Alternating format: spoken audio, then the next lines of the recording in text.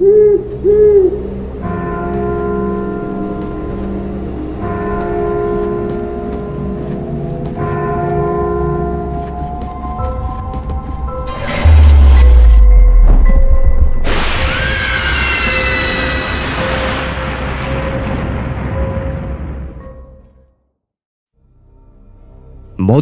ধূমপান ও মাদক সেবন স্বাস্থ্যের পক্ষে ক্ষতিকারক। আজকের গল্পটি ভালো লাগলে সবাই লাইক, শেয়ার করবেন এবং গল্পটি কেমন লাগলো কমেন্ট বক্সে নিজের মতামত জানাতে ভুলবেন না। কিন্তু চ্যানেলে নতুন হলে সাবস্ক্রাইব করে দেবেন। তাহলে শুরু করা যাক। হঠাৎ সন্ধ্যেতে আমরা বিভিন্ন ধরনের গল্প প্রচার করে থাকি, অলৌকিক, গোয়েন্দা, তন্ত্রমন্ত্র ইত্যাদি। অলৌকিক গল্পের আবহে আমরা দেখেছি সেখানে তন্ত্রমন্ত্র, ঝাড়ফুঁক, কালা জাদু ইত্যাদির ব্যবহার করে থাকে। লেখক তার গল্পের রোমাঞ্চকর আবহ সৃষ্টির জন্যই এইগুলির ব্যবহার করে থাকেন। হঠাৎ সন্ধে কোনো কুসংস্কারকে প্রশ্রয় দেয় না। আমাদের সমস্ত শ্রোতা বন্ধুদের কাছে নিবেদন, অনুগ্রহ করে গল্প শোনার আনন্দে এই গল্পগুলি গ্রহণ করুন। হঠাৎ সন্ধেতে পূর্বেও আপনারা তারানাথ তান্ত্রিকের গল্প শুনেছেন।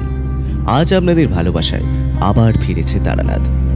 আজ আপনি শুনবেন বিভূতিভূষণ বন্দ্যোপাধ্যায় ও তারাদাস বন্দ্যোপাধ্যায়ের অমর সৃষ্টি তারানাথ চরিত্রকে ঘিরে তারানাথ তান্ত্রিক ফ্যান ফিকশন, তারানাথ তান্ত্রিক ও ভস্মশিলার খিদে। আজকের গল্প পাঠে গল্পের সূত্রধর আমি সৌরভ। গল্পটির কলমে চন্দ্রানী চক্রবর্তী, প্রধান চরিত্রে তারানাথ। শুরু হচ্ছে আজকের নিবেদন, তারানাথ তান্ত্রিকের গল্প তারানাথ তান্ত্রিক ও ভস্মশিলার খিদে।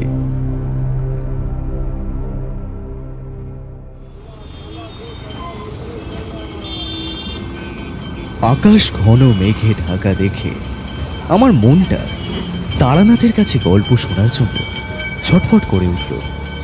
মডলেনের ট্রাম ধরে সোজা পৌঁছে গেলাম তারানাথের বাড়িতে।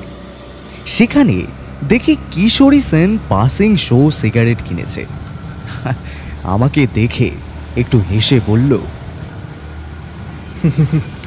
পাসিং শো কেনা হয়ে গেছে, চলো তারানাথের কাছে একটা ভালো গল্প শোনা যাক। আমরা মডলেনের ভেতরে ঢুকলাম, শহরের কোলাহল থেকে দূরে। তারানাথের বাড়িটা যেন এক অন্য জগতে। শুধু দূর থেকে ট্রামের টুংটাং শব্দ শোনা যাচ্ছিল। ঝিঝি পোকার ডাকে সন্ধ্যার নিস্তব্ধতা ভাঙছিল। দরজায় টোকা দিতেই চারি দরজা খুলে দিল। ভেতরে ঢুকতেই তীব্র ধূপের গন্ধ পেলাম। কিশোরী আমাকে জিজ্ঞাসা করল, এই বিভূতি, এত কড়া ধূপের গন্ধ কোথা থেকে আসছে শুনি? কাকা বাবু, বাবা আজকে মা তারার পূজা করবেন বলে যজ্ঞের জিনিসপত্র নিয়ে বসেছেন। সারা রাত ধরেই পুজো হবে, আপনারা আসুন না, প্রতিমা দেখবেন। চারির কথা শুনে আমরা তারানাথের ঠাকুর ঘরের দিকে গেলাম। ঘরের পাশ দিয়ে যেতেই একটা হালকা লালচে আলো চোখে পড়ল। ধূপের গন্ধের সাথে মিশে বাইরে আসছিল। ঘরের ভেতরে ঢুকতেই দেখলাম তারানাথ লাল কাপড় পরে যজ্ঞের সামনে বসে আছেন। তার মুখে একটা গম্ভীর আর শান্ত ভাব। চারি আমাদের বসতে ইশারা করে চলে গেল। আমরা মেঝেতে পাতা কম্বলের উপর বসলাম। তারানাথ একবার আমাদের দিকে তাকিয়ে আবার যজ্ঞের দিকে মন দিলেন। কিছুক্ষণ পর তিনি বললেন, আজকে অমাবস্যা, তাই সারা রাত ধরে যজ্ঞ হবে। তোমরা যদি থাকতে পারো তো ভালোই লাগবে। ঠিক তখনই কিশোরীর চোখ পড়ল যজ্ঞবেদীর সামনে রাখা মা তারার একটি মাটির প্রতিমার উপর। প্রতিমাটা দেখতে বেশ অদ্ভুত। সাধারণত এরকম মূর্তি মা তারার এরকম আগে দেখিনি। কিশোরী কিছুক্ষণ সেটার দিকে তাকিয়ে তারানাথকে জিজ্ঞাসা করল, এটা কিসের প্রতিমা তারানাথ? এটা মা তারার মাটির প্রতিমা কিশোরী। আসলে এটা মায়ের চেনা রূপ নয়, এ রূপের নাম সপ্তসতী তারিণী। সেই দেবীর মূর্তি আমি নিজেই বানিয়েছি। তার বলার ধরনে একটা গর্ব ছিল। কিশোরী বলল, নিজের হাতে বানিয়েছেন? অসাধারণ হয়েছে তারানাথ। আমি জিজ্ঞাসা করলাম,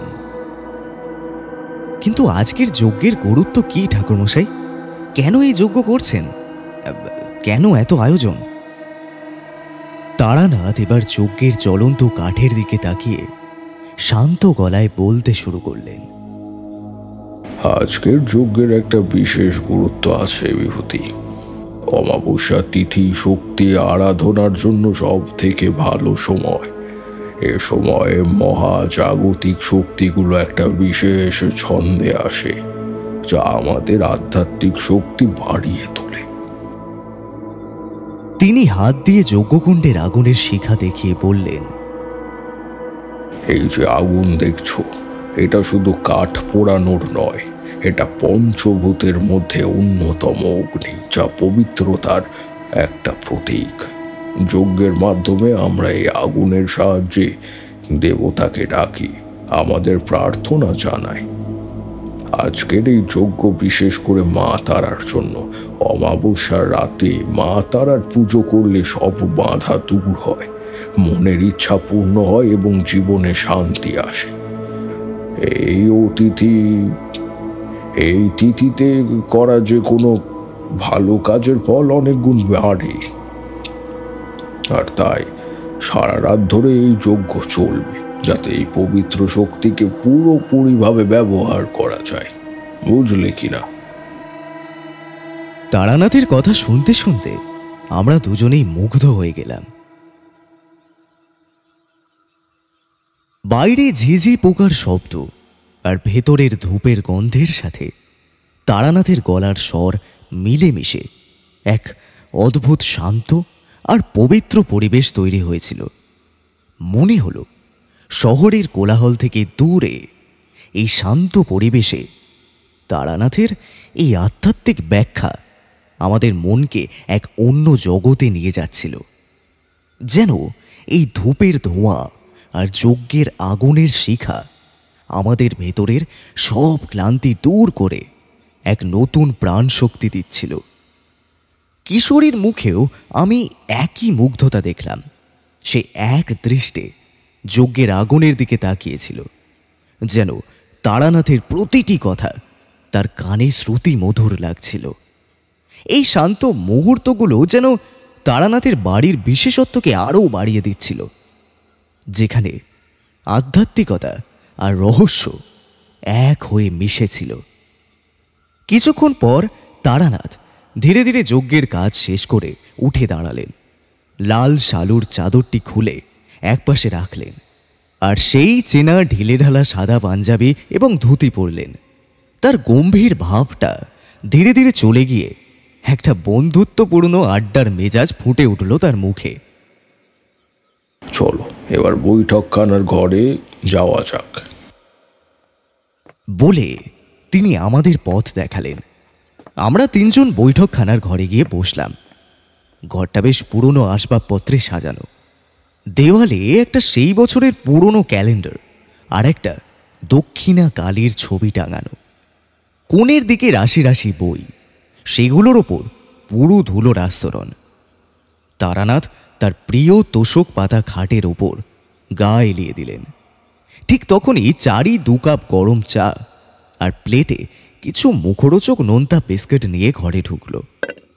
কাপগুলো আমাদের হাতে তুলে দিয়ে সে একটু হেসে বেরিয়ে গেল।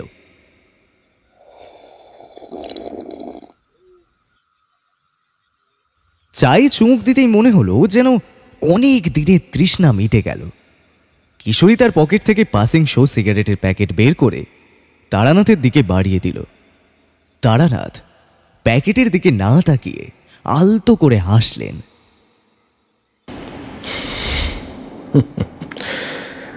না কিশোরী, আজকের দিনে ও সব চলে না, আমার তামাকটাই ভালো। এই বলে তিনি তার থেলো হুঁকো বের করে তামাক সাজাতে বসলেন। ধীরে সুস্থে তামাক ভরে আগুন ধরিয়ে এক রাশ ধোঁয়া ছেড়ে তিনি আরাম করে বসলেন। হুঁকো থেকে ওঠা মৃদু ধোঁয়ার কুণ্ডলি ঘরের আবছা আলোয় একটা রহস্যময় আবহ তৈরি করল। তামাকে প্রথম টান দিয়ে তারানাথ শুরু করলেন। এই যে যজ্ঞের কথা বলছিলাম, এটা কোনো আটপৌরে বিদ্যা নয়, এর পেছনে এক দীর্ঘ কাহিনী রয়েছে।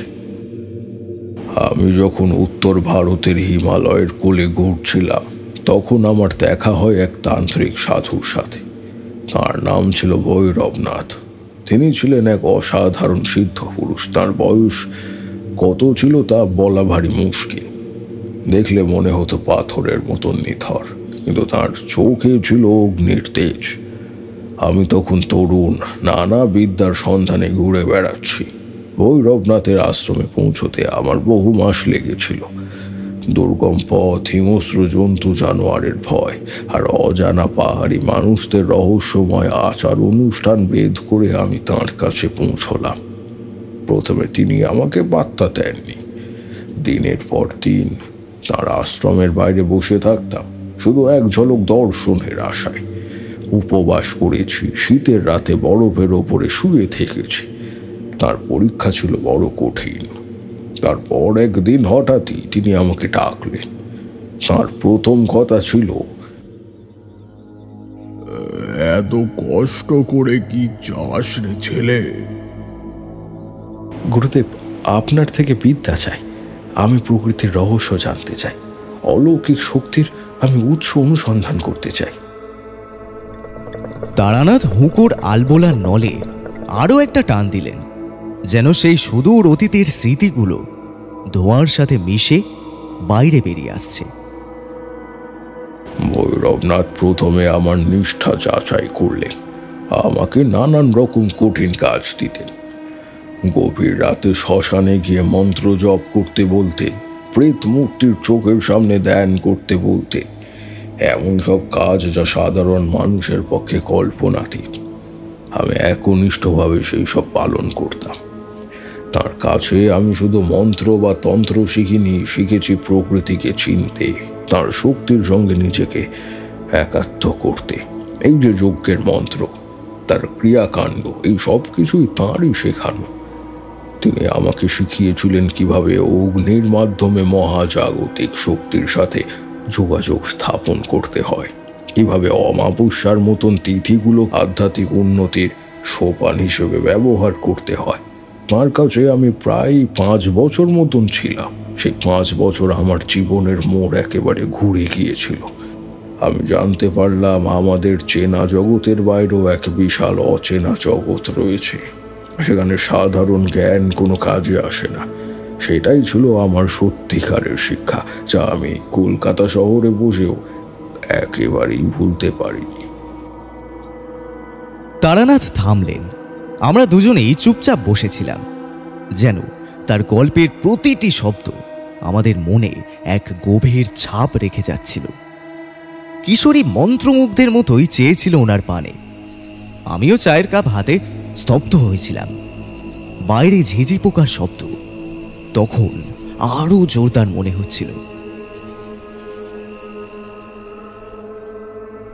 আর তারানাথের তামাকের গন্ধ সেই নৈশ নীরবতাকে আরো গভীর করে তুলেছিল। কিশোরী অধীর আগ্রহে জানতে চাইল, ভৈরবনাথ কি শুধু যজ্ঞ শিখিয়েছিলেন তারানাথ, নাকি আরো গভীর কোনো বিদ্যা? তারানাথ মৃদু হাসলেন। তার চোখ দুটি আরো উজ্জ্বল হয়ে উঠল।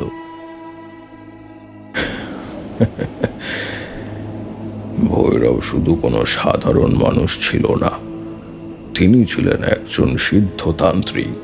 তার বিদ্যা ছিল প্রকৃতির গভীরে থাকা অলৌকিক বিদ্যা নিয়ে।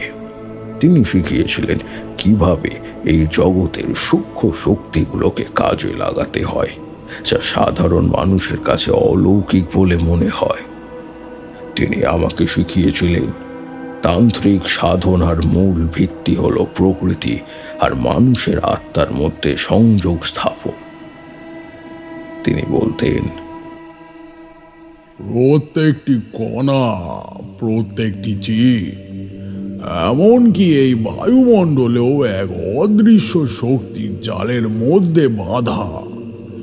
যে এই জালকে চিনতে পারে সে প্রকৃতির রহস্য উপলব্ধি করতে পারে। তিনি আমাকে মন্ত্র মুদ্রা আর বিভিন্ন আসনের মাধ্যমে দেহের সুপ্ত শক্তি জাগ্রত করার কৌশল শিখিয়েছিলেন। এই তন্ত্রবিদ্যা শুধুমাত্র পূজার্চনা নয়, এটি একটি জীবন দর্শন। এটি শেখায় কিভাবে নিজের ভেতরের অন্ধকারকে জয় করে আলোর পথে এগিয়ে যেতে হয়। তারানাথ হুঁকোটা নামিয়ে রেখে একটু ঝুঁকে বসলেন। তার কণ্ঠস্বর আরো নিচু এবং রহস্যময় মনে হলো।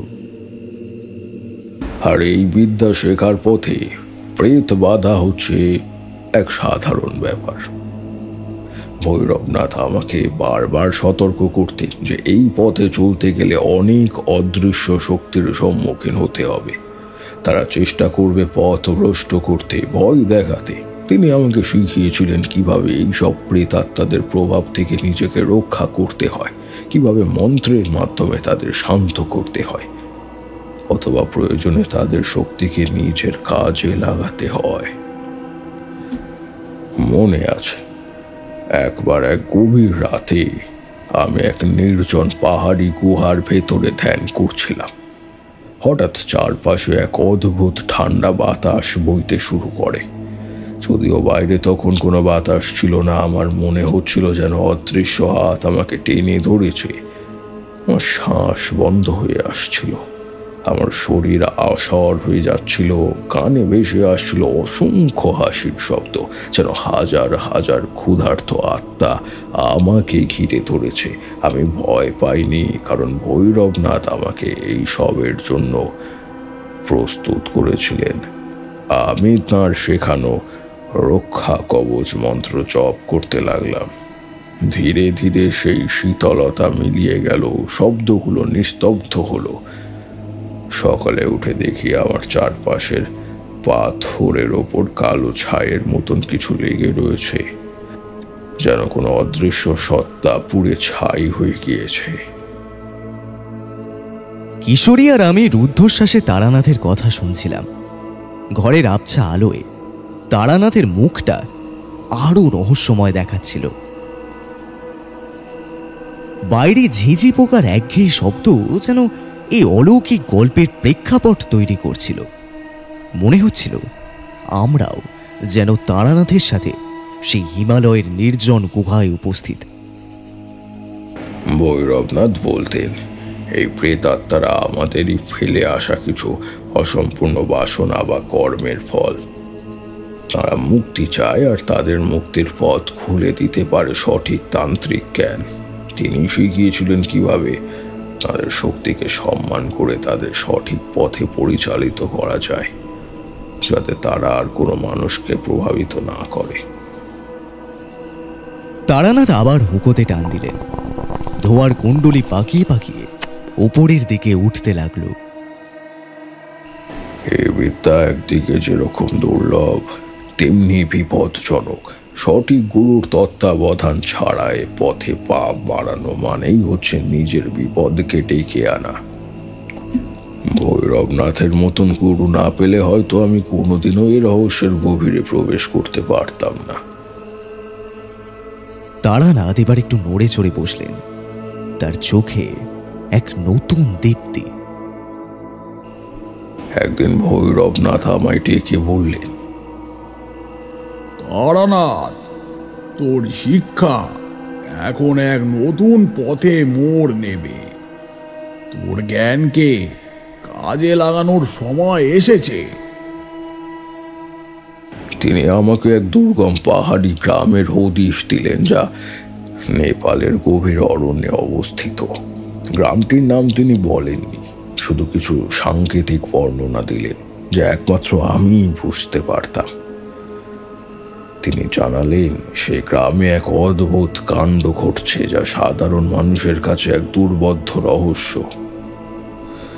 গ্রামের মানুষ ভয়ে কুঁকড়ে রয়েছে, কোনোভাবে এর কিনারা করতে পারছে না। বললেন, সেই রহস্যের কিনারা একমাত্র তুই করতে পারবি, কারণ তোর মধ্যে সেই নিষ্ঠা আর শক্তি আমি দুটোই দেখেছি। আমার আর কিশোরীর কৌতূহল তখন তুঙ্গে। তারানাথ থামতেই কিশোরী প্রায় ঝাঁপিয়ে পড়ল। কি কি হয়েছিল সেই গ্রামে তারানাথ? মানে কেমন রহস্য? তারানাথ তামাকে নলে লম্বা টান দিয়ে ধীরে সুস্থে উত্তর দিলেন। যে গল্পে আসছি তার আগে শোনো। সেই নির্দেশ দেওয়ার আগে ভৈরবনাথ আমাকে কিছু অতিরিক্ত বিদ্যা দান করলেন। তিনি কিছু বিশেষ মন্ত্র, কিছু জটিল মুদ্রা এবং কিছু অত্যন্ত দুর্লভ বস্তুর ব্যবহার শিখিয়েছিলেন, যা এই ধরনের অশুভ শক্তি মোকাবেলায় একেবারে অপরিহার্য। আর আশ্রমের সবচেয়ে পবিত্র যজ্ঞকুণ্ডের সামনে তিনি আমাকে নিজের পাশে বসিয়ে একদিন এক বিশেষ যজ্ঞ করলেন। সেই যজ্ঞের প্রতিটি মুহূর্ত ছিল একেবারে অলৌকিক। মন্ত্রোচ্চারণ, ধূপের সুবাস আর অগ্নির তেজ এক অদ্ভুত আবেশ তৈরি করেছিল। যজ্ঞ শেষে তিনি আমাকে তার নিজের হাতে তৈরি যজ্ঞ বিভূতি দিলেন। এক টুকরো লাল শালু কাপড়ে সাবধানে সেই পবিত্র বিভূতি বেঁধে একটি ছোট্ট পুডলি তৈরি করে আমার হাতে তুলে দিলেন। বললেন, এই বিভূতি হলো তোর রক্ষা কবচ, তোর পথের দিশারি। যখন মনে হবে সমস্ত আশা শেষ, তখন এই বিভূতি তোকে পথ দেখাবে। তবে সাবধান, এর ব্যবহার যেন শুধু সৎ উদ্দেশ্যেই হয়। সেই পুটলি আজও আমার কাছে পরম যত্নে রাখা আছে। তার শক্তি আজও অনুভব করতে পারি আমি। তারানাথের চোখ তখন দূর অতীতের দিকে চেয়েছিল, যেন সেই পবিত্র যজ্ঞের দৃশ্য তার চোখের সামনে ভাসছিল। আমরা দুজনেই চুপ করে তার কথা শুনছিলাম। বাইরের ঝিঝি পোকার শব্দ আর ভেতরের পাইপের ধোঁয়ার গন্ধ এই গল্পের রহস্যময়তাকে আরো বাড়িয়ে তুলছিল। ঠিক তখনই বাইরে ঝমঝম করে বৃষ্টি শুরু হওয়ার শব্দ আমাদের কানে এলো। বৃষ্টির জোর ক্রমশ বাড়ছিল। কিশোরী সঙ্গে সঙ্গে উঠে গিয়ে জানালাগুলো বন্ধ করে দিল। বাইরের অন্ধকার আর বৃষ্টির দাপট ঘরের উষ্ণ আবহের সাথে এক গভীর বৈপরীত্য তৈরি করল। ঘরের ভেতরের আলো আরো ম্লান হয়ে এলো, আর তারানাথের গল্পের আবহ যেন আরো জমাট বাঁধল। তারানাথ আবার তামাকে টান দিয়ে শুরু করলেন তার পরবর্তী ধাপের কাহিনী। ভৈরবনাথের কাছ থেকে সেই নির্দেশ আর যজ্ঞ বিভূতি পাওয়ার পর আমি আর এক মুহূর্ত দেরি করিনি। গুরুর নির্দেশ পালন করা ছিল আমার কাছে পরম ধর্ম। আমি তার কাছ থেকে বিদায় নিলাম, পায়ে হাত দিয়ে প্রণাম করে আশীর্বাদ চাইলাম। আমার মনে একটাই প্রশ্ন খালি ঘুরপাক খাচ্ছিল, কিভাবে আমি বুঝবো যে আমি বিপদের উৎসস্থলে পৌঁছে গিয়েছি। প্রশ্নটা করে ফেললাম। শুনে ভৈরবনাথ শুধু মৃদু হাসলেন। তার চোখে ছিল এক গভীর প্রশান্তি। বললেন, সেই অনুভূতি তুই নিজেই পাবি বৎস। যখন অকুস্থলে পৌঁছাবি, তোর ষষ্ঠ ইন্দ্রিয় তোকে জানিয়ে দেবে। তুই এক অদ্ভুত কম্পন অনুভব করবি। এক তীব্র অস্বস্তি তোকে ঘিরে ধরবে, যা তোর প্রত্যেকটি স্নায়ুতে মিশে যাবে। সেখানে তুই বুঝবি তুই সঠিক জায়গায় পৌঁছে গেছিস। প্রকৃতি শক্তি তোকে পথ দেখাবে, আর তোর ভেতরে সাধনা সেই সংকেত ধরতে পারবে। তারানাথের কথায় এক অদম্য শক্তি আর বিশ্বাস ফুটে উঠছিল। আমি আর কোনো প্রশ্নই করিনি। পরদিন সকালেই আমি নেপালের উদ্দেশ্যে রওনা দিলাম। আমার একমাত্র সম্বল ছিল ভৈরবনাথের দেওয়া ইঙ্গিত, তাঁর শেখানো বিদ্যা আর ওই ছোট পুটলিতে বাঁধা যোগ্য বিভূতি। নেপালের পথ ছিল বড় দুর্গম।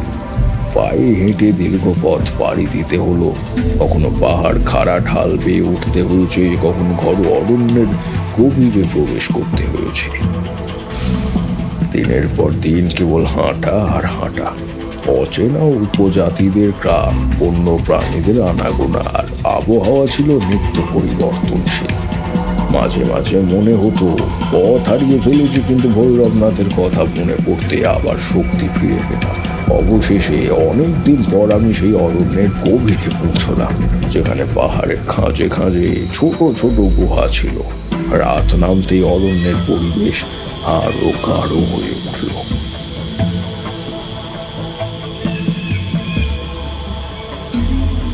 জন্তু জানোয়ারের ডাক আর হাওয়ার শোঁ শোঁ শব্দে মনে হলো যেন চারপাশের প্রকৃতিও আমার এই যাত্রার সাথী। এক গভীর গিরি গুহার অন্তরালে আমি সেই রাতটা কাটালাম। শুধুমাত্র নিজের মনকে শান্ত রাখবার জন্যই ধ্যান করছিলাম। পরদিন ভোরে যখন প্রথম সূর্যের আলো পাহাড়ের চূড়ায় উঁকি দিল, আমি আবার আমার যাত্রা শুরু করলাম। সেই গুরুর দেওয়া সাংকেতিক বর্ণনা অনুসরণ করে আমি চলতে লাগলাম। পায়ের নিচে শুকনো পাতার মচমচ শব্দ ছাড়া আর কোনো আওয়াজ আসছিল না। প্রকৃতির এই নিস্তব্ধতা যেন এক ভয়ঙ্কর রহস্যের আভাস দিচ্ছিল। অবশেষে যখন আমি একটা সংকীর্ণ পাহাড়ি পথ ধরে নিচে নামতে শুরু করলাম, আমার মনে এক অদ্ভুত শিহরণ জাগলো। আমার সমগ্র শরীর কেঁপে উঠল। একটা শীতল অস্বস্তি আমার ভেতরে ছেয়ে গিয়েছিল। আমি বুঝলাম আমি পৌঁছে গিয়েছি সেই অজানা নেপালি গ্রামে। তারানাথের চোখ দুটো তখন যেন সেই সুদূর নেপালের দৃশ্যে স্থির হয়ে আছে। বৃষ্টির শব্দ, তামাকের ধোঁয়া আর তারানাথের কণ্ঠস্বর মিলেমিশে এক গভীর রহস্যের জাল বুনে যাচ্ছিল। কিশোরী এবং আমি মুগ্ধ হয়ে এই কাহিনীর পরবর্তী অংশের জন্য অপেক্ষা করছিলাম। তারানাথ মুহূর্তের জন্য থামলেন। তার চোখ দুটি সকুঞ্চিত হয়ে এলো, যেন সেই ভয়াবহ দৃশ্য তার চোখের সামনে আবার ভেসে উঠেছে। ঘরের ভেতরের আলোতে তারানাথের মুখবয়বে এক তীব্র উদ্বেগের ছাপ স্পষ্ট হয়ে উঠল। সেই গ্রামে প্রবেশ করতে আমি যা দেখলাম তা কোনো দুঃস্বপ্নের চেয়ে কম নয়। গ্রামের প্রতিটি বাড়ি খাঁ খাঁ করছিল, যেন সদ্য কোনো জনশূন্য স্থানে পরিণত হয়েছে। কিন্তু জনশূন্য হলেও সেখানে এক ভয়াবহ নীরবতা ছিল। ছিল এক অস্পষ্ট চাপা গোমানির শব্দ। গ্রামের বাতাসে এক পচা বমি উদ্রেককারী গন্ধ ভাসছিল, যা সাধারণ কোনো মৃত্যুর গন্ধের চেয়ে অনেক বেশি বীভৎস। আমি যখন গ্রামের ভিতর দিয়ে এগোলাম, প্রতিটি পদক্ষেপে আমার ষষ্ঠ ইন্দ্রিয় তীব্রভাবে জানান দিচ্ছিল যে আমি বিপদের মূল কেন্দ্রে প্রবেশ করছি। ভৈরবনাথের কথা অক্ষরে অক্ষরে মিলে যাচ্ছিল। আমার শরীরে প্রতিটি লোমকূপ যেন দাঁড়িয়ে গিয়েছিল। এক অব্যক্ত ভীতি আমাকে গ্রাস করতে চাইছিল। হঠাৎই একটা বাড়ির ভেতর থেকে এক নারীর ক্ষীণ আর্তনাদ শুনতে পেলাম। আমি ছুটে গেলাম সেই দিকে। ভিতরে ঢুকে যা দেখলাম তা আমার হৃৎপিণ্ড যেন এক মুহূর্তের জন্য থেমে গেল। ঘরের মেঝেতে একজন বৃদ্ধা মহিলা শুয়ে কাতরাচ্ছিলেন। তার শরীর ছিল অস্বাভাবিক রকমের ফ্যাকাশে। চামড়া কুঁচকে গিয়েছিল যেন বহু বছরের জলশূন্যতার ফল। তার চোখ দুটি ভেতরে ঢুকে গিয়েছিল আর ঠোঁট দুটি ফেটে একেবারে চৌচির হয়ে যাচ্ছিল। কিন্তু আসল বিভীষিকা ছিল তার হাতেই। তার হাত কোনো এক অদৃশ্য শক্তি রক্ত শুষে নিয়েছিল পুরো। চামড়া যেন সংকুচিত হয়ে যাচ্ছিল, আর সেই অদৃশ্য শক্তির টান এতটাই তীব্র ছিল যে মনে হচ্ছিল শরীরের সমস্ত প্রাণ শক্তি টেনে বের করে নিচ্ছে। তারানাথের কণ্ঠস্বর ভারী হয়ে উঠছিল, তার মুখে এক ভয়ঙ্কর অভিজ্ঞতার ছাপ স্পষ্ট। কিশোরী এক দৃষ্টে কৌতূহলী হয়ে চেয়েছিল, আর আমি পাথরের মতো বসেছিলাম। ঘরের বাইরে বৃষ্টির শব্দ আরো জোরদার হয়ে উঠেছিল, যেন প্রকৃতির ভয়াবহতাও এই গল্পের সাথে তাল মিলিয়ে চলছে। তারানাথ বললেন, আশেপাশে কোনো মানুষ ছিল না, কেবল সেই গোঙানির শব্দ আর মৃত্যুর ছায়া। আমি বুঝতে পারলাম এই গ্রামে যা ঘটেছে তা কোনো সাধারণ রোগ বা প্রাকৃতিক দুর্যোগ নয়। এক অশুভ অলৌকিক শক্তি যা গ্রামের মানুষদের ধীরে ধীরে মৃত্যুর মুখে ঠেলে দিচ্ছে, তাদের প্রাণ শক্তি শুষে নিচ্ছে এক অজানা সত্তা। সেই দৃশ্য দেখে আমি স্থির থাকতে পারলাম না মোটে। গ্রামের ভিতরে সাধক সত্তা জেগে উঠল। আমি জানতাম এই মুহূর্তে আমাকে কিছু একটা করতে হবে, নইলে এই গ্রাম মুহূর্তের মধ্যে এক জীবন্ত শুনশান শ্মশানে পরিণত হবে। সেই বৃদ্ধার পাশে দাঁড়িয়ে আমি এক মুহূর্ত নষ্ট করলাম না। ভৈরবনাথের শেখানো মন্ত্রগুলি আমার ঠোঁটে আপনা আপনি চলে এলো। আমি দ্রুত হাতে তার দেওয়া যোগ্য বিভূতির পুটলি থেকে সামান্য ছাই বের করে বৃদ্ধার কপালে আর হাতে মাখিয়ে দিলাম।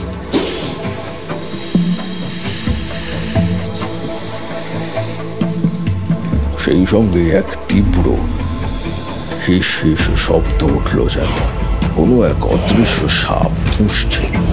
পরের বাতাস আরো ভারী হয়ে উঠল। মনে হচ্ছিল যেন অদৃশ্য কিছু আমার ওপর ঝাঁপিয়ে পড়তে চায়, কিন্তু আমি অবিচল রইলাম। আমার মন্ত্রের প্রতিটি উচ্চারণ যেন এক অদৃশ্য দেওয়াল তৈরি করছিল। বৃদ্ধার শরীরে যে অদৃশ্য শক্তি কাজ করছিল তা যেন তীব্র যন্ত্রণায় ছটফট করে উঠল। বৃদ্ধা আরো জোরে গোঙাতে লাগল।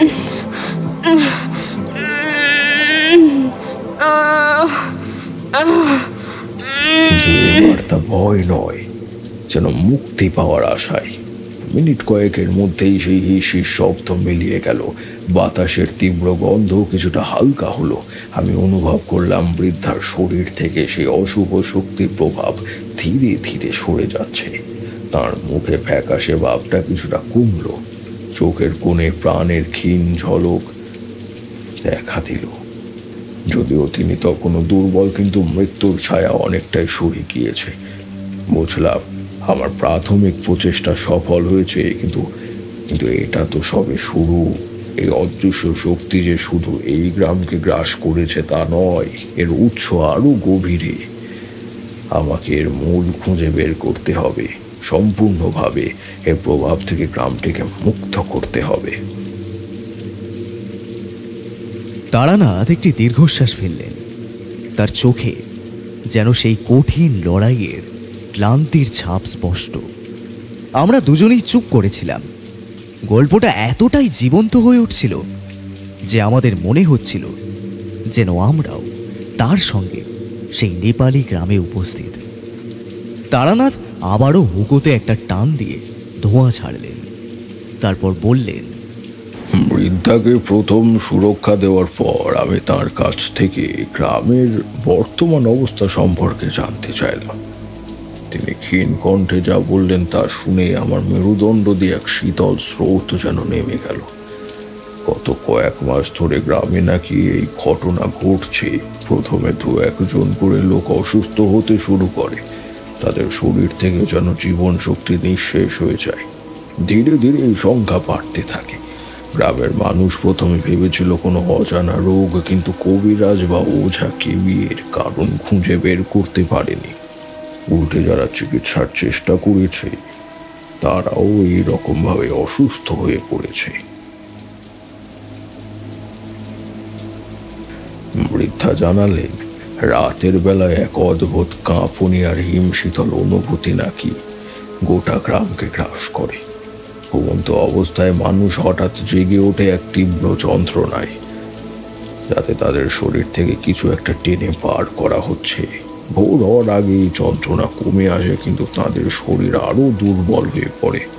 গ্রামের বেশিরভাগ পুরুষই ভয়ে গ্রাম ছেড়ে পালিয়েছে, আর যারা রয়ে গিয়েছে তারাও মৃত্যুর অপেক্ষার দিন গুনছে। তার কথা শুনে মনে হলো ভৈরবনাথের সেই সতর্কবাণী প্রেত বাঁধা এই ঘটনার পেছনে লুকিয়ে আছে। কিন্তু এটা কোনো সাধারণ প্রেত নয়, এর পেছনে আরো ভয়ঙ্কর কিছু আছে, যা সুনির্দিষ্টভাবে মানুষের প্রাণ শক্তি শোষণ করছে। আমি তখনই সিদ্ধান্ত নিলাম এই অশুভ শক্তির উৎস আমাকে খুঁজে বের করতেই হবে। প্রথমেই আমি গ্রামের পরিবেশ পর্যবেক্ষণ করতে শুরু করলাম।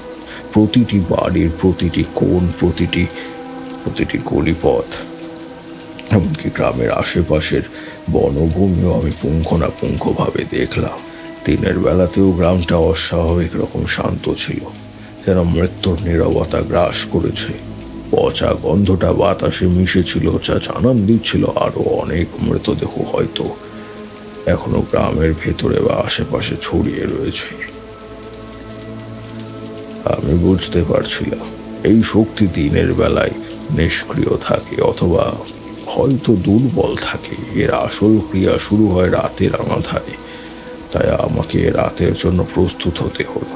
গ্রামের মাঝখানে একটি ছোট ভাঙা মন্দিরের ধ্বংসাবশেষ ছিল। দেখে মনে হলো বহু বছর ধরে সেখানে কোনো পুজো হয়নি। সেই স্থানটিকেই আমি আমার থাকার জায়গা হিসেবে বেছে নিলাম। সম্ভবত মন্দিরের পবিত্রতা এই শক্তির ওপর কিছুটা হলেও প্রভাব ফেলতে পারে, যদিও সেটার শক্তি বহু আগে নিঃশেষ হয়ে গিয়েছে। আমি ঝুলি থেকে ভৈরবনাথের দেওয়া অন্যান্য উপকরণ বের করলাম। কিছু ভেষজ দ্রব্য, কিছু বিশেষ ধরনের রুদ্রাক্ষ এবং কিছু পবিত্র জিনিস। মন্দির প্রাঙ্গণে আমি একটি ছোট্ট যজ্ঞ কুণ্ড তৈরি করলাম। যদিও সেটি আমার আশ্রমের যজ্ঞের মতন বড় ছিল না, কিন্তু জরুরি পরিস্থিতির জন্য যথেষ্ট। আমি মন্ত্র জপ করতে শুরু করলাম।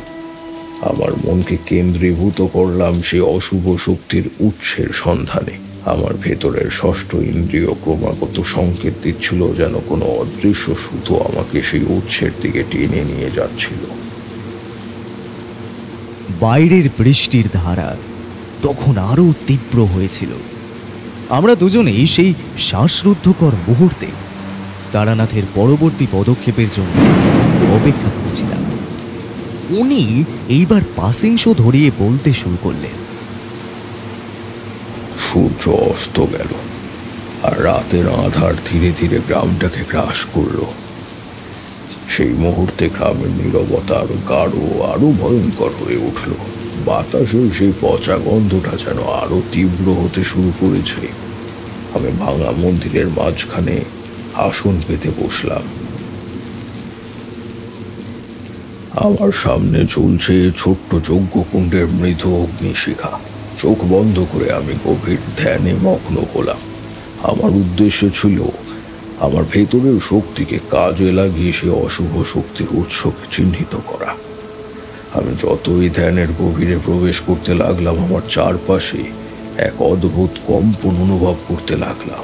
বাতাস যেন কাঁপছে, অদৃশ্য কিছু শক্তি আমার চারিদিকে চক্কর কাটছে। প্রথমে অস্পষ্ট, তারপর ধীরে ধীরে স্পষ্ট হতে শুরু করলো। আমার বন্ধ চোখের অন্ধকার ঘুঁচে গেল। সেই জায়গায় ফুটে উঠল সামনে এক ভয়াবহ মূর্তি। মূর্তিটা ছিল এক অতিকায় বিকৃতাকৃতির নারী মূর্তি। তার চোখ দুটি ছিল রক্তিম, যেন সদ্য রক্তপানের পর জ্বলে উঠেছে। তার মুখে ছিল এক বিভৎস হাসি, আর তার দীর্ঘ ধারালো নখগুলি যেন রক্তের কণা ঝরে পড়ছিল। সে যেন শূন্যে ভাসমান ছিল, আর তার চারপাশ ঘিরে ছিল অসংখ্য ক্ষীণকায় ছায়া মূর্তির দল, যারা নিজেদের অজান্তেই নিজেদের জীবন শক্তি সেই মূর্তির দিকে প্রবাহিত করছিল। তারানাথ হঠাৎ করে একটু থেমে গেলেন। তার চোখ দুটো বড় বড় হয়ে উঠল, মুখে এক তীব্র আতঙ্কের ছাপ। জানালার ফাঁক দিয়ে মৃদু ঠান্ডা বাতাস ঘরে প্রবেশ করল এবং সেই বাতাসের দাপটে কাঁপতে লাগলো পর্দা। কিশোরী আর আমি ভয়ে নড়ে চড়ে বসলাম। বাইরের বৃষ্টির শব্দ আর তারানাথের গল্পের উত্তেজনা মিলেমিশে এক অভূতপূর্ব পরিবেশ তৈরি করছিল। কিন্তু আসল ভয়ঙ্কর মুহূর্তটি এলো ঠিক তখনই। মূর্তিটা যখন আমার চোখের সামনে স্পষ্ট হলো, তখনই আমার কানের কাছে ভেসে এলো এক বিভৎস অট্টহাসি।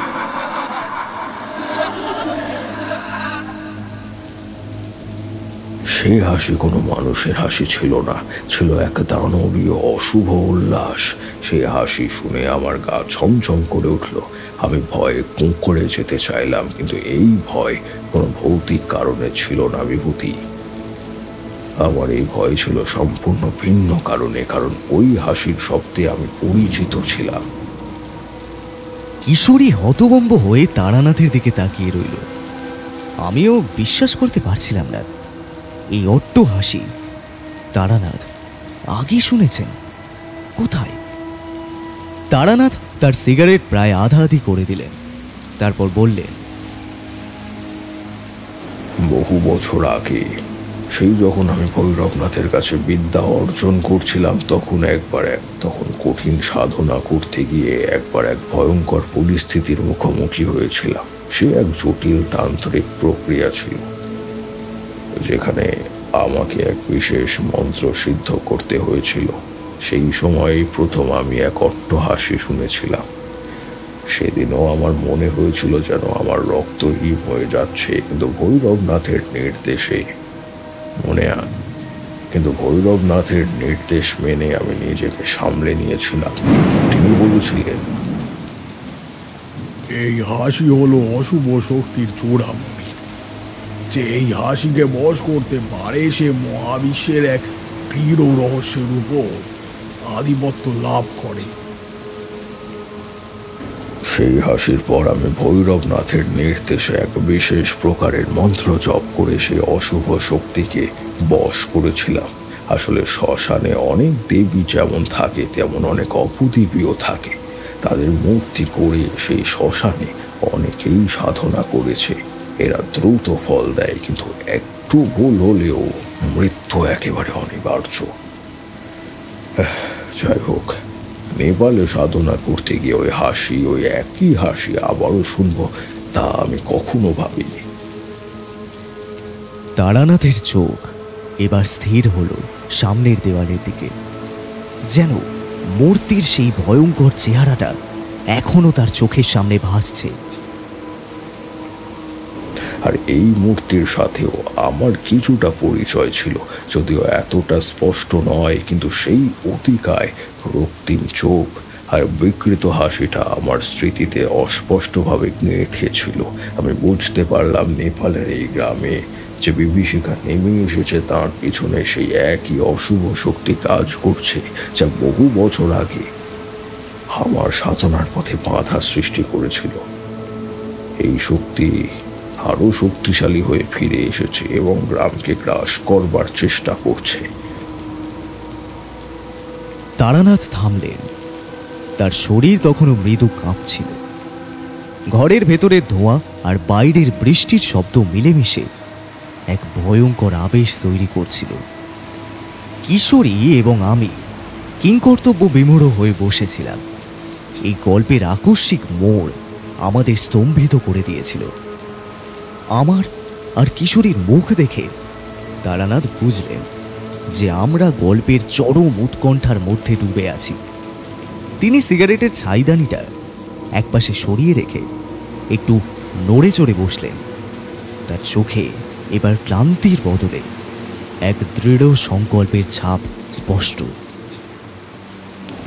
আমি চোখ খুলে দিলাম। বাইরে তখন অঝরে বৃষ্টি ঝরছে, আর অরণ্যের ভেতর নিস্তব্ধতা যেন আরো গাঢ় হয়ে গিয়েছে। আমার মনে কোনো সন্দেহই রইল না যে এই গ্রামের মূল সমস্যাটা কোনো প্রচলিত রোগ বা ভূতের কাণ্ড নয়। এটি সেই প্রাচীন ক্ষুধার্ত শক্তির কাজ, যা আমি বহু বছর আগে একবার বশ করেছিলাম। কিন্তু এবার সে যেন আরো শক্তিশালী হয়ে ফিরে এসেছে। বহু মানুষের রক্ত শোষণ করে তার ক্ষমতার বৃদ্ধি পাচ্ছে। তারপরে কি হলো তারানাথ? আপনি কি করলেন? তারানাথ একটা দীর্ঘশ্বাস ফেললেন। আমি জানতাম এবার আর শুধু যোগ্য বিভূতি দিয়ে কাজ হবে না। এ এক ঘোরতর যুদ্ধ, আমার সাধনার সবচেয়ে বড় পরীক্ষা। সেই মুহূর্তে ভৈরবনাথের প্রতিটি নির্দেশ আমার স্মৃতিতে ঝলসে উঠল। তার দেওয়া মন্ত্র মুদ্রা আর সেই বিশেষ তান্ত্রিক কৌশলগুলি। আমি স্থির করলাম এই শক্তির সঙ্গে সম্মুখ সমরে নামতেই হবে। আমি উঠে দাঁড়ালাম, ভাঙা মন্দিরের চারপাশে হাঁটতে শুরু করলাম, মন্ত্র জপ করতে লাগলাম। ওং রিং ক্রিং স্বাহা। আমার কণ্ঠস্বর প্রথমে ফিসফিসানির থেকে ধীরে ধীরে জোরালো হতে লাগলো। মন্ত্রের প্রতিটি অক্ষর যেন বাতাসে এক অদৃশ্য কম্পন তৈরি করছিল। আমি আমার ঝুলি থেকে বের করলাম বিশেষ কিছু ধরনের গুঁড়ো, যেগুলো ভৈরবনাথ আমাকে শিখিয়েছিলেন অশুভ শক্তিকে দুর্বল করবার জন্য। সেগুলোকে আমি যজ্ঞকুণ্ডের অগ্নিতে আহুতি দিতে লাগলাম। ধূসর ধোঁয়া কুণ্ডলি পাকিয়ে ওপরে উঠে যাচ্ছিল, আর তার সাথে মিশে যাচ্ছিল আমার মন্ত্রের ধ্বনি। আহুতি দেওয়ার সঙ্গে সঙ্গে বাতাস আরো ভারী হয়ে উঠল। আমার মনে হচ্ছিল যেন অদৃশ্য কোনো দেওয়াল আমার দিকে এগিয়ে আসছে, আমাকে শ্বাসরুদ্ধ করে দিতে চাইছে, কিন্তু আমি পিছু পা হলাম না। আমার সাধনার শক্তি আর ভৈরবনাথের শিক্ষা আমার আত্মবিশ্বাস জোগাচ্ছিল। হঠাৎ করে মন্দিরের বাইরে এক বিকট শব্দ হলো, যেন কোনো বিশাল কিছু ভেঙে পড়ল।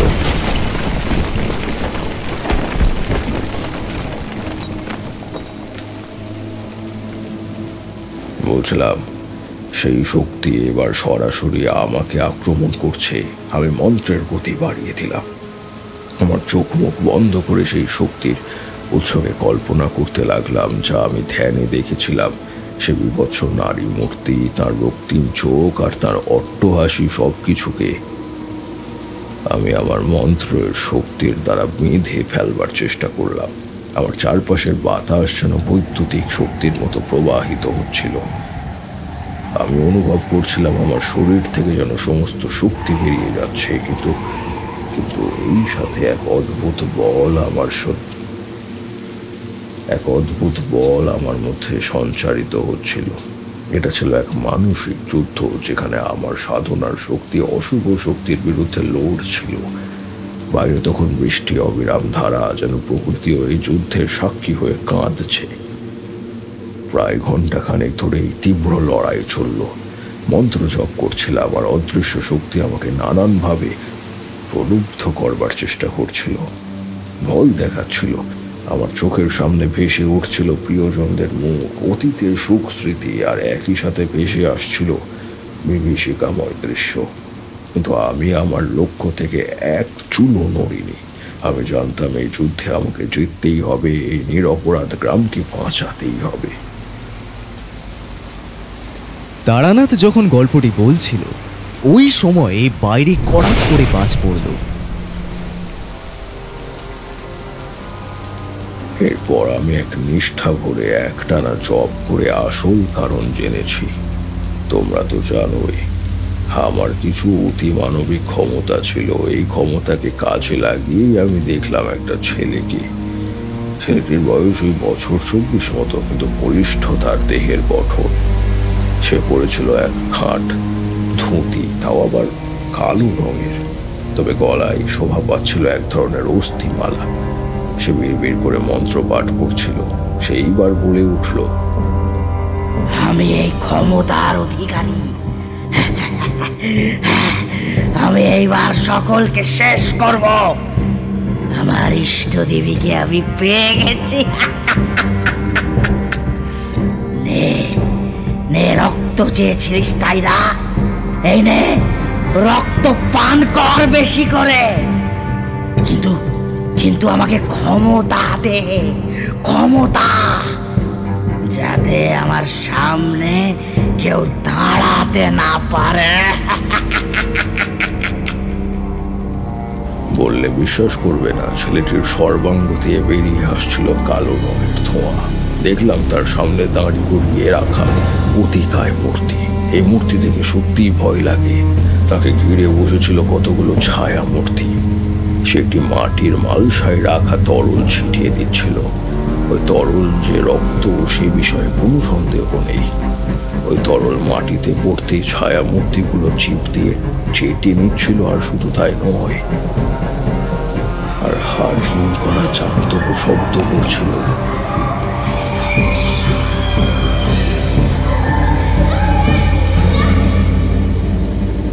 সেই শব্দ সাধারণ মানুষের হৃদযন্ত্র বিফল করে দিতে পারে। ছেলেটা কিন্তু নির্বিকার চিত্তে এই কাজে করে চলেছিল। এইগুলো আপনি দেখতে পাচ্ছিলেন? পরিষ্কার ছবির মতন। মা তারা আমাকে সবই দেখিয়েছিল। আসলে নেপালের ওই রহস্যময় গ্রামে যে এমন একটা ঘটনা ঘটছে, এতগুলো মানুষ যে মারা গিয়েছে, তার নেপথ্যে কি কারণ থাকতে পারে সেইটা আমাকে মা তারা দেখিয়ে দিচ্ছিল। আমি আর স্থির থাকতে পারলাম না, উঠে পড়লাম। তারপর একটা মাটির প্রদীপে তেল ঢেলে আগুন ধরিয়ে দিয়ে ওই রাত্রিটা মন্দিরেই কাটিয়ে দিলাম। কিন্তু ঘুমাতে আমি পারলাম না। এরপর কি করলেন? করবো কি আর? পরের 3 দিনের আলো ফোটার পর আমি দেখতে পেলাম যে আমি রাতের অন্ধকারে যেইখানে ছিলাম ওইখানেই আশেপাশে কোনো লোকালয় নেই। ইতি উতি ছড়িয়ে আছে কিছু মাটির মালসা, কিছু ক্ষয়ে যাওয়া মাটির প্রতিমা আর ভাঙা কলসি। আমি দিনের আলোয় ওই মন্দিরটা দেখলাম যে মন্দিরটা একেবারে ধ্বংসস্তূপে পরিণত হয়েছে। আমি আরো ভালো করে দেখলাম মন্দিরের চূড়ার দিকে। চূড়ার ওপরে একটা ত্রিশূল ছিল, ওই ত্রিশূলটাও দেখলাম নেই। আমার মনের কোণে একটা আশার আলো জেগে উঠল। আগেই বলেছি যে আমার মনে সর্বদা অনেক ধরনের সম্ভাবনা খেলে যেত, যেগুলো আমি ওই অপশক্তিকে দমনের কাজে ব্যবহার করতে পারি। সে যাই হোক, দিনের আলো ফোটার পরে রাতের আঁধারে যে পরিমাণ দুশ্চিন্তা এবং ভয় আমার মনে গ্রাস করেছিল সেইগুলি আর রইল না। আমি এইবার চিন্তা করলাম, যে করেই হোক গ্রামের পথ খুঁজে নিতে হবে। ওই গ্রামে আবারও ফিরে যেতে হবে, যেখানে হাজার হাজার মানুষ আজ বিপদগ্রস্ত।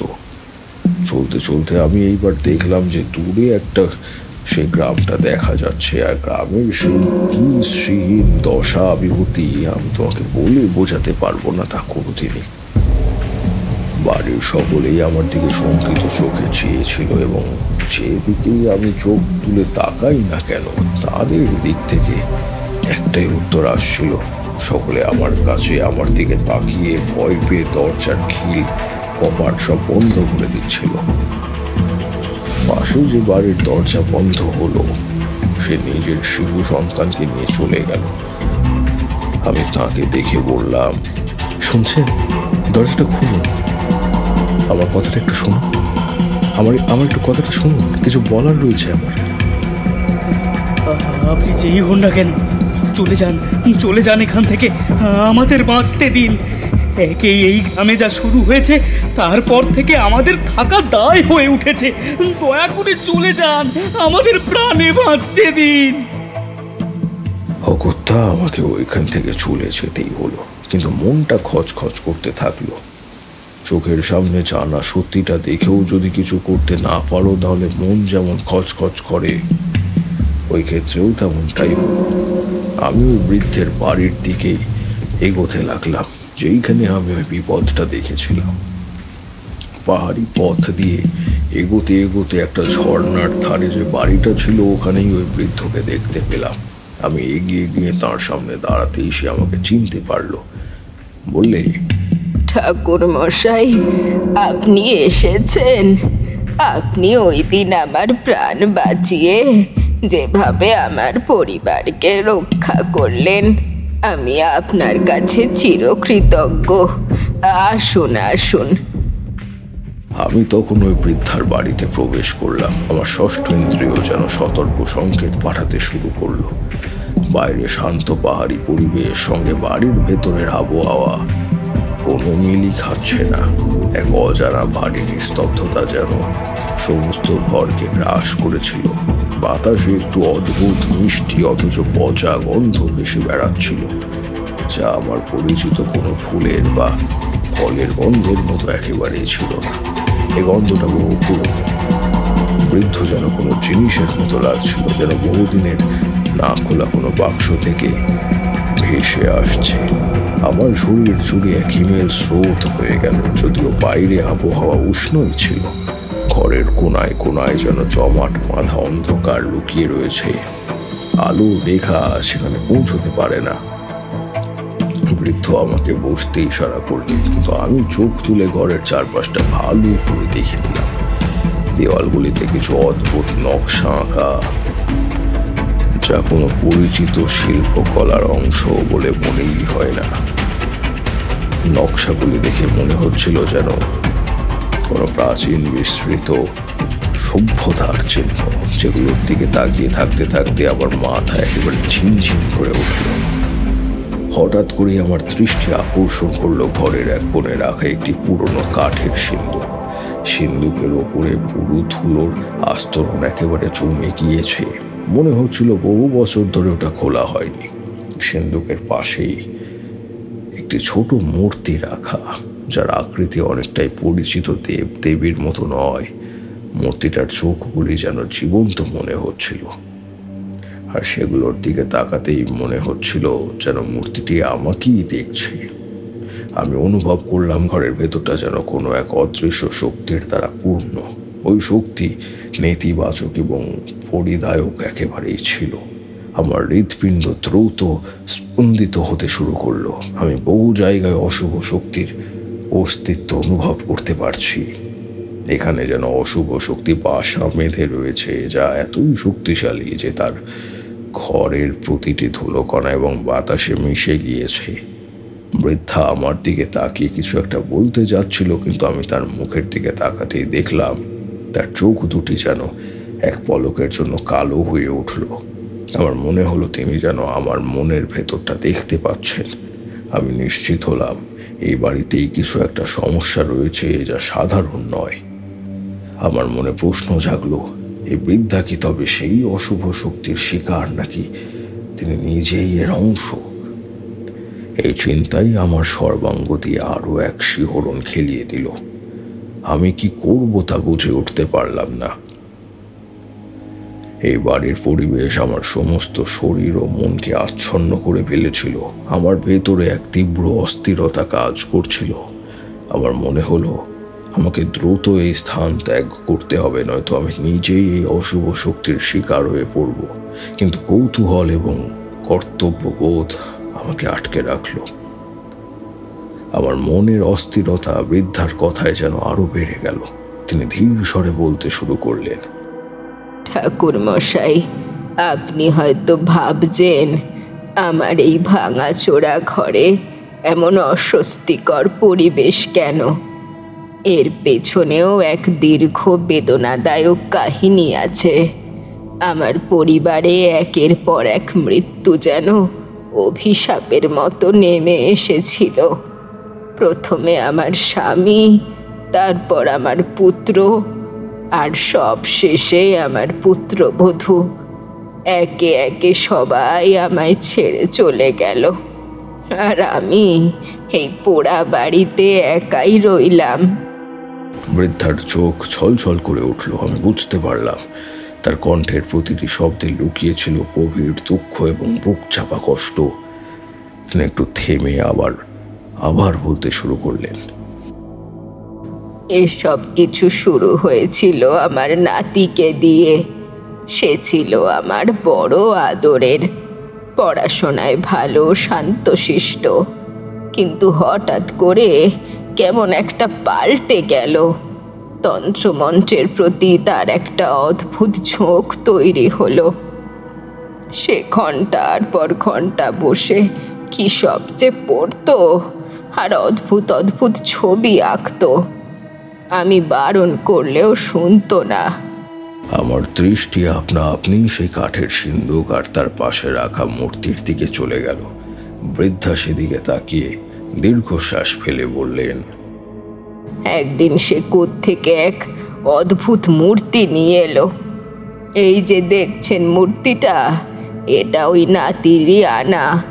ওই মূর্তিটাকে সিন্ধুকে তালা বন্ধ করে রাখতো, কাউকে ছুঁতেও দিত না।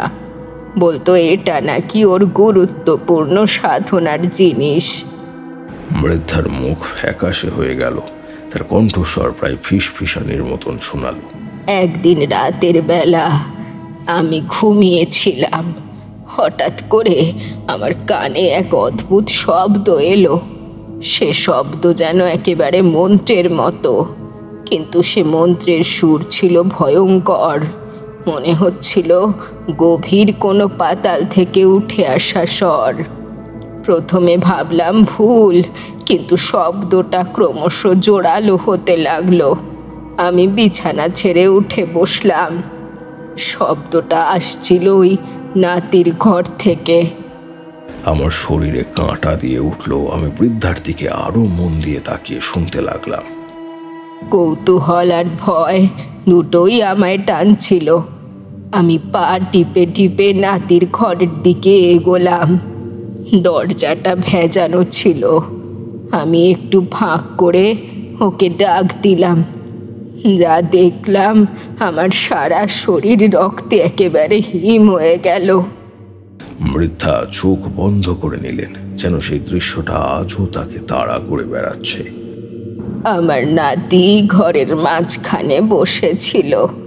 ওর পরনে ছিল এক রক্ত লাল বস্ত্র, চুল ছিল এলোমেলো, আর সামনেই মূর্তিটা রাখা ছিল, আর সেটার গলায় পরানো ছিল জবা ফুলের মালা। নাতির চোখ দুটো ছিল অস্বাভাবিক রকমের লাল, মুখে ছিল এক বীভৎস হাসি। সেই মন্ত্র জপ করছিল, আর তার কণ্ঠস্বর আমার পরিচিত নাতির কণ্ঠ ছিল না। সে যেন উন্মত্ত হয়ে উঠেছিল। কি উগ্র রূপ! মনে হচ্ছিল কোনো মানুষ নয়, এক সত্তা তাকে ভর করেছে। চারপাশটা একেবারে অশুভ আভায় ভরে উঠেছিল। সেই রাতের পর থেকেই আমাদের জীবনে সব পাল্টে গেল। আমি সেই মূর্তির দিকে তাকালাম। আমার মনে হলো বৃদ্ধার এই দুঃখজনক কাহিনীর সঙ্গে এই মূর্তির কোনো গভীর সম্পর্ক রয়েছে। সেই ভয়ালো রাতের বর্ণনা দিতে গিয়ে বৃদ্ধার শরীর থরথর করে কাঁপছিল।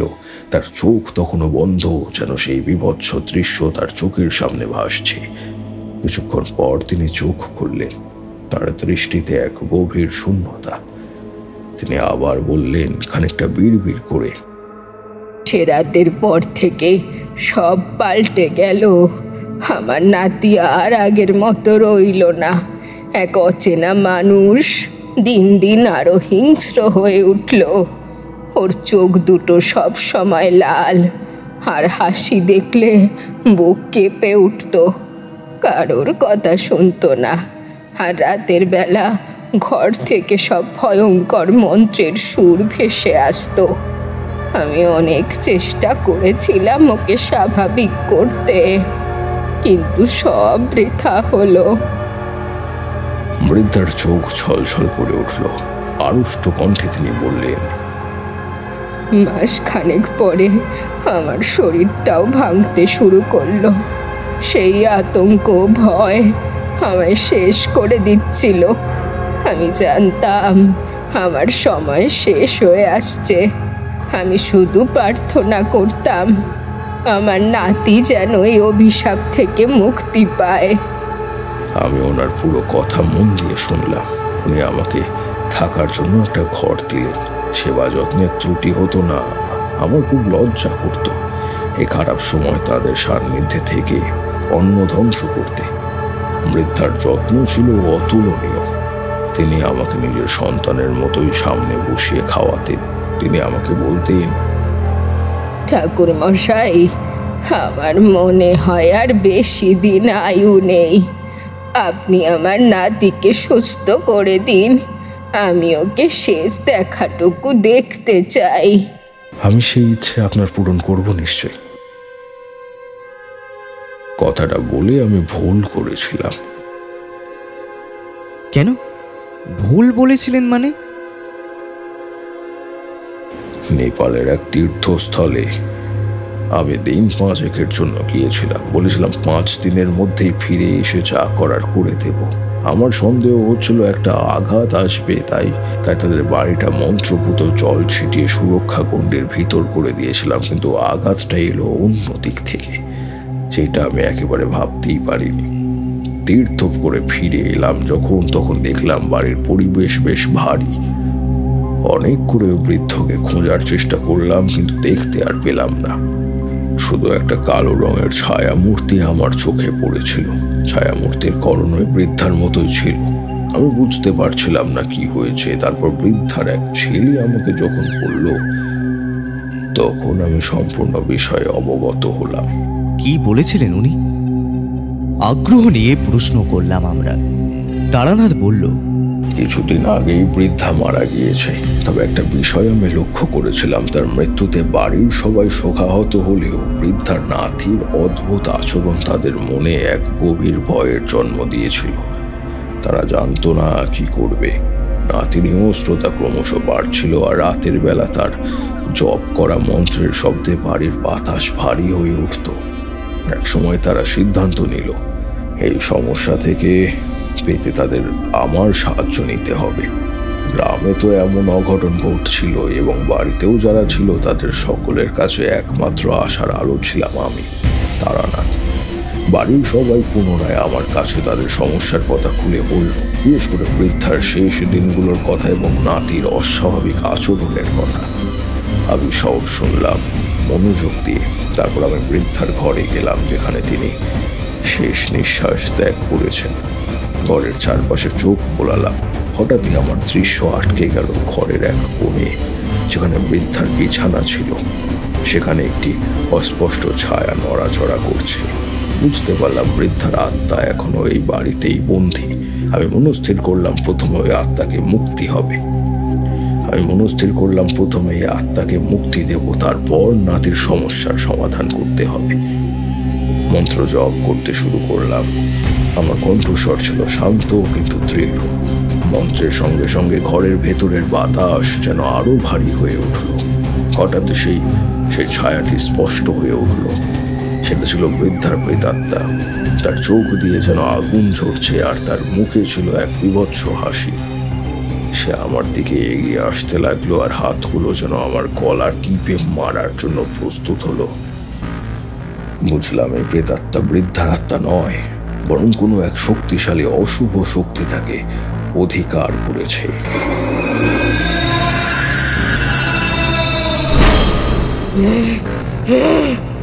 আমি জীবিত মানুষের মন্ড চিবিয়ে খাবো।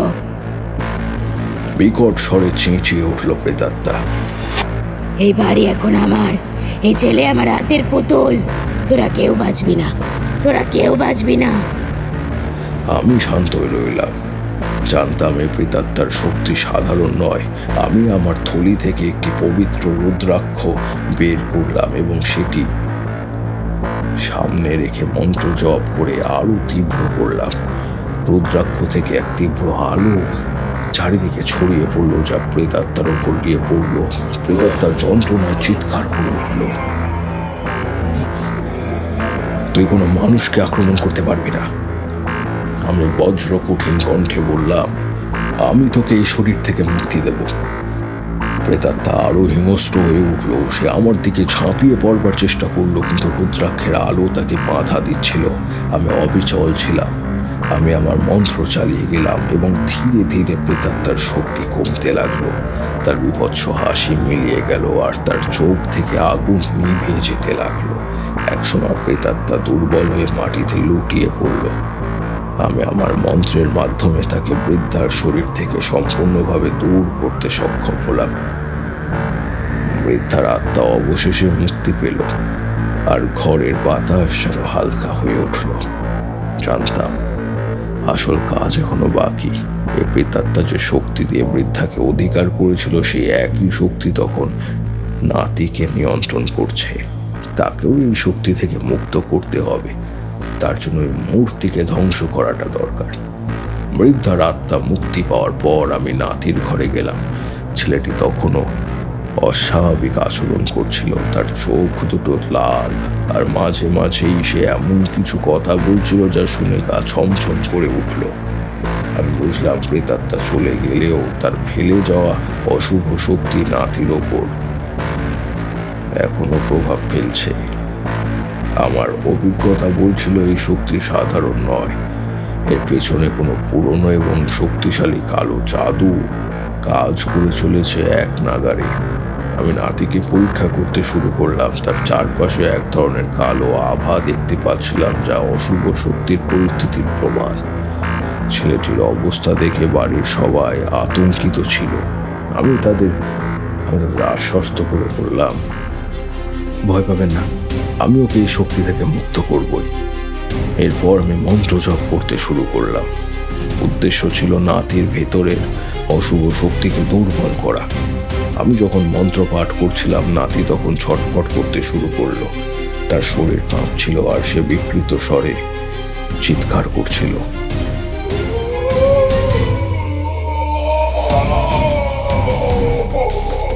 তার কণ্ঠস্বর যেন তার নিজের ছিল না, মনে হচ্ছিল ভেতরের কোনো অন্য সত্তা কথা বলছে। তুই আমাকে এই ছেলেটার শরীর থেকে বের করতে পারবি না। এই বাড়ি আমার, আর এই ছেলে আমার পূজারি। আমি জানতাম এই শক্তিকে বিতাড়িত করতে হলে এর উৎস মুখ খুঁজে বের করতে হবে। আমি ঘরের প্রতিটি কোণায় চোখ বোলাতে লাগলাম। হঠাৎ আমার চোখে পড়ল ঘরের এক কোণে রাখা একটি ছোট্ট পাথরের মূর্তির ওপর। মূর্তিটি দেখে সাধারণ হলেও তার থেকে এক ধরনের কালো শক্তির বিচ্ছুরিত হচ্ছিল। আমি ততক্ষণে বুঝতে পারলাম এই মূর্তি হলো অশুভ শক্তির মূল উৎস। এই মূর্তিটি নেপালের সে কালো জাদুর প্রতীক, যা এই পরিবারকে এতদিন ধরে কষ্ট দিচ্ছিল।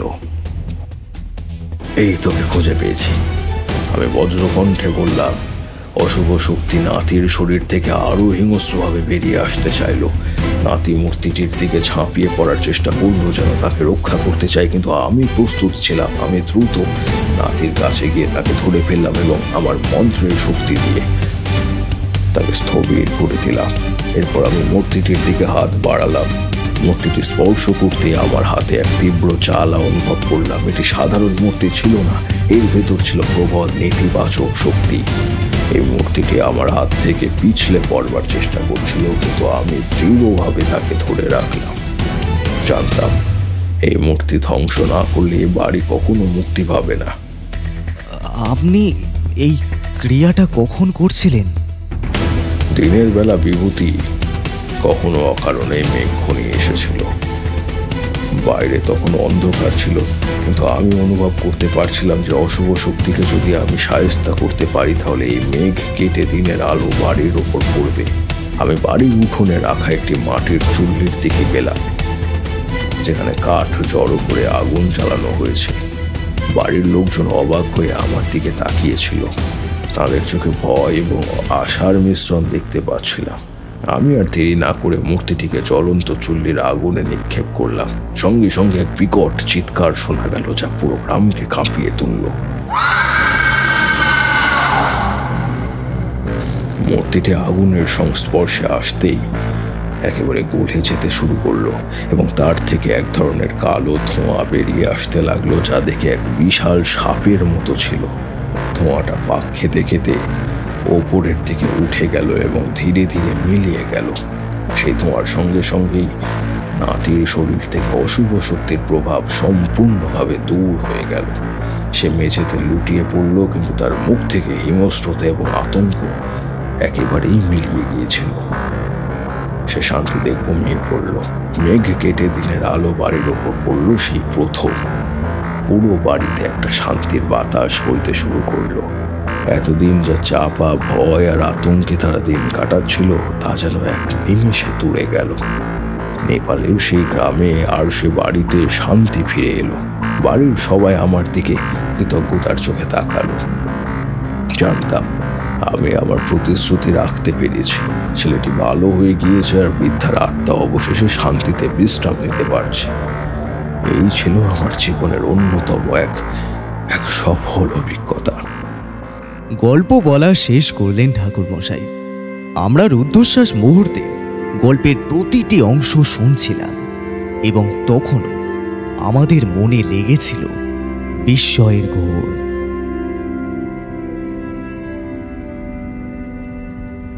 হঠাৎ সন্ধ্যেতে আজ আপনি শুনছিলেন তারানাথ তান্ত্রিকের ফ্যান ফিকশন তারানাথ তান্ত্রিক ও ভস্যশিলার খিদে।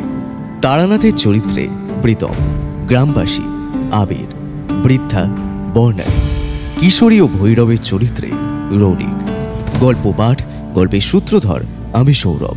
শব্দগ্রহণ ও ধ্বনি পরিকল্পনায় dynamic atoms. Poster design Krishnendu. শেষ হলো আজকের নিবেদন। সঙ্গে থাকুন, আবারও এক রোমাঞ্চকর গল্প নিয়ে ফিরছে হঠাৎ সন্ধ্যে।